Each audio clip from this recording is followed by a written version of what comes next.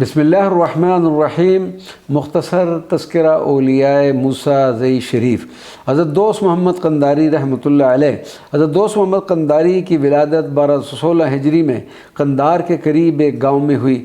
ابھی ظاہری علوم کی تکمیل نہ ہوئی تھی کہ عرفان الہی کا جذبہ دل میں موجزن ہو گیا۔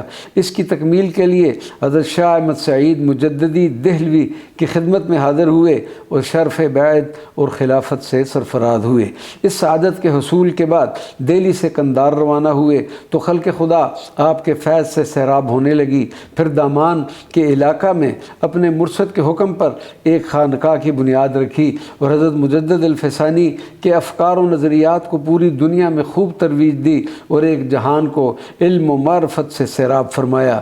حضرت دوست محمد قنداری کی نسبی اولاد نہ تھی مگر لاکھوں کی تعداد میں آپ کی روحانی اولاد ہوئی۔ خصوصاً ان میں حضرت مولانا محمد عثمان دامانی آپ کے بہت ہی پیارے اور معتمد خلیفہ عدل ہیں۔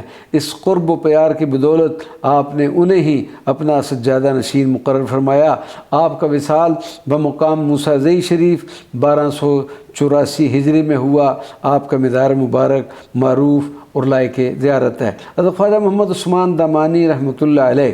حضرت خواجہ محمد عثمان دامانی 1244 ہجری کلاچی میں پیدا ہوئے۔ آپ کا خاندان اپنے علاقے میں علم و فضل میں بہت مشہور تھا۔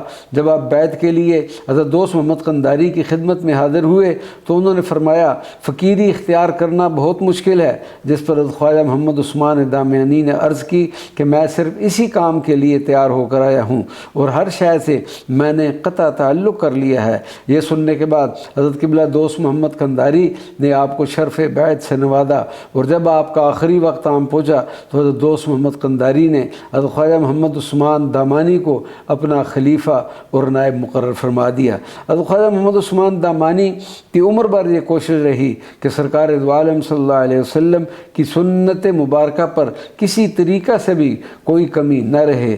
30 برس تک طالبان حق کو اپنے فیض سے سیراب کرنے کے بعد 1314 ہجری میں وصال فرمایا اور ابدی آرامگاہ اپنے مرشد کے قدموں میں خانقاہ موسیٰ زئی شریف میں نصیب ہوئی۔ آپ کا مزار مبارک موسیٰ زئی میں مشہور و معروف ہے۔